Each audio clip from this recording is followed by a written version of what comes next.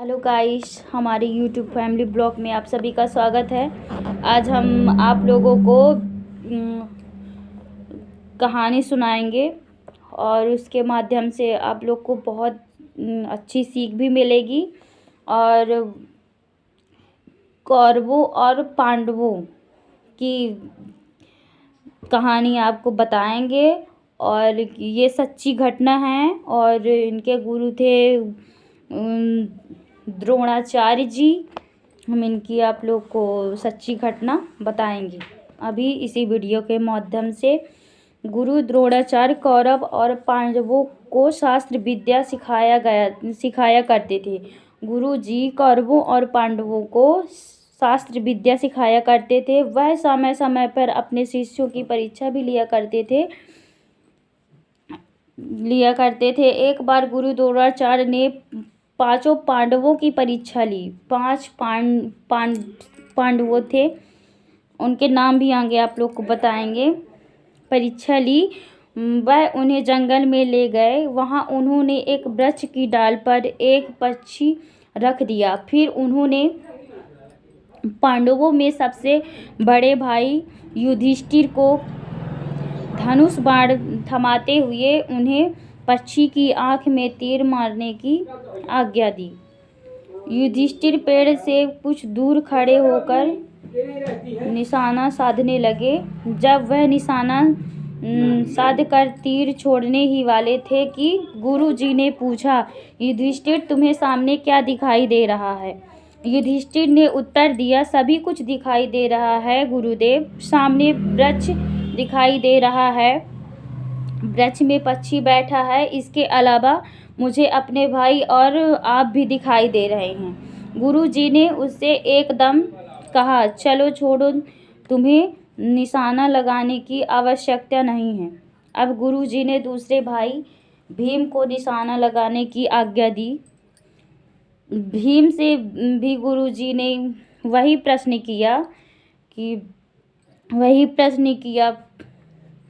सामने युधिष्ठिर तुम्हें सामने क्या क्या दिखाई दे रहा है? भीम से बोले, भीम तुम्हें सामने क्या क्या दिखाई दे रहा है? भीम ने भी अपने बड़े भाई युधिष्ठिर की तरह ही उत्तर दिया। गुरु जी ने उसे भी निशाना नहीं लगाने दिया। भीम के बाद गुरु जी ने सबसे छोटे भाई सहदेव की परीक्षा ली। सहदेव के बाद नकुल की बारी आई। इन दोनों छोटे भाइयों ने भी अपने बड़े भाई युधिष्ठिर जैसा ही जवाब दिया। गुरु जी ने उन्हें भी निशाना नहीं लगाने दिया। सबसे बाद में गुरु जी ने अर्जुन को निशाना लगाने के लिए कहा। अब अर्जुन निशाना साध कर तीर छोड़ने के लिए तैयार हुए तो गुरु जी ने उससे भी पूछा, बेटा अर्जुन तुम्हें सामने क्या दिखाई दे रहा है? पक्षी की आंख दिखाई दे रही है गुरुदेव। अर्जुन बोले, सामने पेड़ की भांति दिखाई दे रहा होगा। गुरु जी ने फिर पूछा कि सामने पेड़ है, पेड़ भी दिखाई दे रहा होगा? नहीं तो अर्जुन बोले, नहीं गुरुदेव, केवल पक्षी की आंख ही दिखाई दे रही है।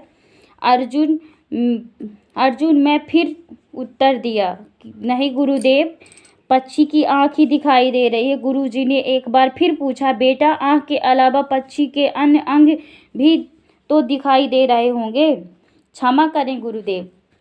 अर्जुन बोले, क्षमा करें गुरुदेव, मुझे पक्षी की आंख के अतिरिक्त और कुछ भी दिखाई नहीं दे रहा है। गुरु जी ने उसे तीर छोड़ने की आज्ञा दी। अर्जुन ने तीर मारा, वह सीधा जाकर पक्षी की आंख में घुस गया। गुरुदेव ने अर्जुन को छाती से लगा लिया। फिर अन्य पांडवों को समझाते हुए कहा, जिसे लक्ष्य के अतिरिक्त और वस्तुएं भी दिखाई दे रही हैं, वह लक्ष्य को कभी प्राप्त नहीं कर सकता। लक्ष्य प्राप्त करने के लिए आवश्यक है कि हमारी निगाहें केवल लक्ष्य पर ही टिकी हों।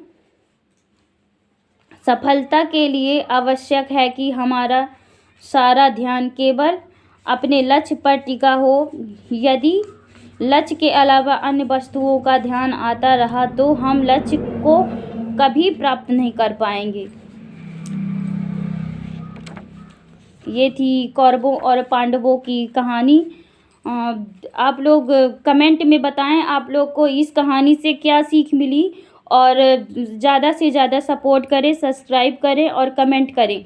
कमेंट करके ज़रूर बताएं आप लोग कि ये आप लोग को कहानी कैसी लगी और कहानी में आप लोग को क्या सीख मिली।